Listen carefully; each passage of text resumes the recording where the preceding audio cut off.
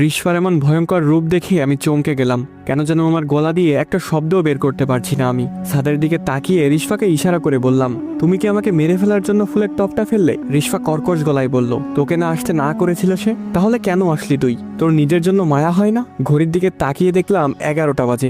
রিশফার কথা শুনে কানের ওপর 2টা থাপ্পড় মেরে মাথা ঝাঁকিয়ে দিলাম, যেন তার কথা আমি ঝেড়ে ফেলে দিলাম মাথা থেকে।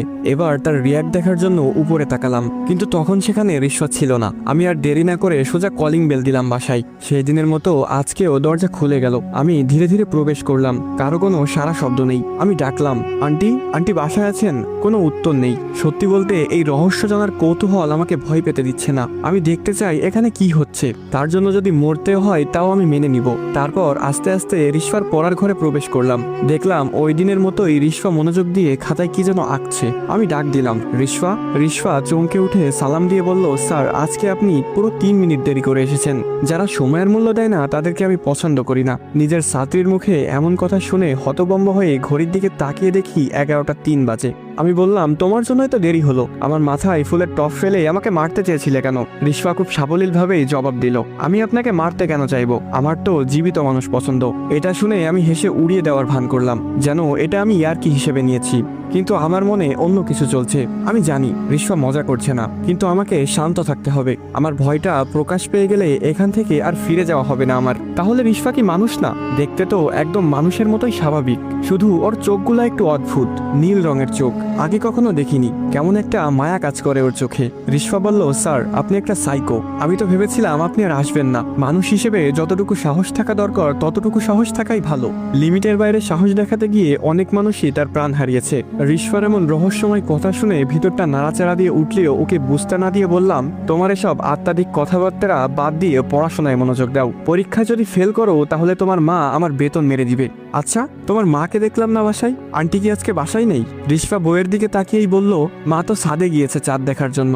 আজকে চাঁদটা পরিপূর্ণ রূপ নিয়েছে। কি অদ্ভুত কথা বলে এই মেয়েটা। আমি বললাম, রিশফা আমার অনেক তৃষ্ণা পেয়েছে, 1 গ্লাস পানি এনে দিবে? সাথে সাথে রিশফা চেয়ার থেকে নেমে পানি আনতে চলে গেল। এই প্রথম রিশফাকে হাঁটতে দেখলাম। তার পায়ের দিকে তাকালাম, না, পা তো ঠিকই আছে। শুনেছি ভূত প্রেতের পা নাকি উল্টো থাকে, কিন্তু রিশফার হাঁটার ভঙ্গি একদম আলাদা, যেন কোনো রোবট হেঁটে যাচ্ছে। আমি বসে বসে ভাবছি কি করব এখন। এখানে কোনো কিছুই স্বাভাবিক না, কিছু একটা হচ্ছে এখানে।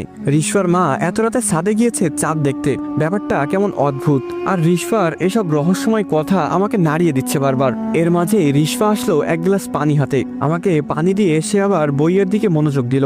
আমি পানিটা মুখে দিয়ে কিছুক্ষণ চোখ বড় বড় করে তাকিয়ে থাকলাম। পানি যে এত স্বাদ হতে পারে তা আমি কখনোই ভাবিনি। অদ্ভুত একটা মিষ্টি ঘ্রাণ আসছে পানি থেকে। পুরোটা খেয়ে নিলাম। তারপর গ্লাসটা টেবিলে রেখে হাত দিয়ে মুখটা মুছে নিলাম। তারপর রিশফাকে বললাম, রিশফা পানিটা খুব মজার ছিল, এই ধরনের পানি আমি কখনোই খাইনি এর আগে। এই বলে হঠাৎ নিজের হাতের দিকে চোখ গেল। আমার হাতে রক্ত লেগে আছে। হাতটা জামায় মুছে আবার মুখে হাত দিলাম। এবার আমি ঘাবড়ে গেলাম, রক্তটা আমার মুখ থেকে লেগেছে। তাহলে রিশফাকে আমাকে পানির বদলে রক্ত খাইয়েছে?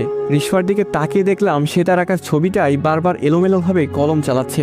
প্রাণীটার মুখটাকে ঝলছে দিচ্ছে কলম দিয়ে। মুখের ভিতর কেমন যেন লাগছে এখন, রক্ত খেয়েছি ভাবতেই ভিতরে সবকিছু উল্টে বেরিয়ে আসছে। এবার আর সাহস দেখানোর সাহস করলাম না। উঠে দৌড় দিলাম দরজার দিকে, কিন্তু দরজাটা বাইরে থেকে বন্ধ। অনেক টানাটানি করলাম, পিছনে তাকিয়ে দেখলাম পড়ার রুমের দরজায় রিশফা দাঁড়িয়ে আছে, একটুও নড়াচড়া করছে না। অবশেষে দরজা খুলে গেল। আমি বের হয়ে শরীরের সব শক্তি দিয়ে দৌড়ে সিঁড়ি দিয়ে নিচে নেমে গেলাম। কিন্তু এ কি, আমি আবার সে রিশফাদের দরজার সামনে। রিশফা এখনো সেখানে ঠাই দাঁড়িয়ে আছে।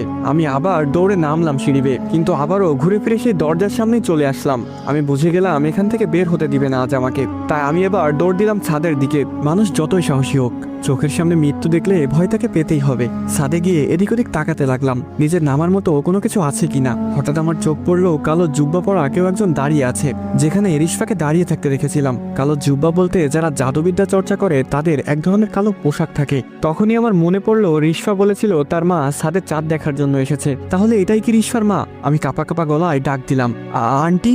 ডাক শুনে এসে ধীরে ধীরে আমার দিকে মুখ ঘোরালো। রিশফার মায়ের অন্য এক রূপ, সারা মুখে রক্ত লেগে আছে, গলায় বিভিন্ন মালা ঝোলানো, আর হাতে কঙ্কালের খুলি। রক্তমাখা মুখে উদ্ভট একটা হাসি দিল আমার দিকে তাকিয়ে। আমি জানি যত যাই হোক এই মুহূর্তে আমি জ্ঞান হারাবো না, তাই ইচ্ছা করেই পড়ে গেলাম জ্ঞান হারানোর ভান করে। চোখ বন্ধ করে শুয়ে রইলাম। প্রায় 5 মিনিট হয়ে গেল, কোনো সারা শব্দ নেই। একবার ভাবলাম চোখ খুলে দেখব, আবার ভাবলাম এভাবেই থাকি কিছুক্ষণ। হঠাৎ ফিসফিস করে কথা বলার আওয়াজ শুনতে পেলাম। নিশ্চয়ই রিশফা আর তার মা কথা বলছে। একটু স্পষ্ট শোনার জন্য খরগোশের মতো কান খাড়া করে দিলাম। রিশফার মা বলছে, তোকে না বলেছিলাম পরবর্তী আমাবস্যা পর্যন্ত এই ছেলেকে বুঝতে দেওয়া যাবে না কিছু, তাহলে এত তাড়াহুড়ো করার কারণ কি? রিশফা বলল, আমি কি করব, ওর সাহসের পরীক্ষা নিতে গিয়েই তো এত কিছু হয়ে গেল। অন্য সবার চেয়ে ওর সাহস অনেক বেশি, এত সহজ হবে না ওকে আমাবস্যা পর্যন্ত ধরে রাখা। রিশফার মা বলল, ধরে যা রাখতেই হবে, না হলে ডোরিয়া আমাদের মেরে ফেলবে। আমি সবকিছু শুনছিলাম কান পেতে, কিন্তু এই ডোরিয়াটা আবার কে?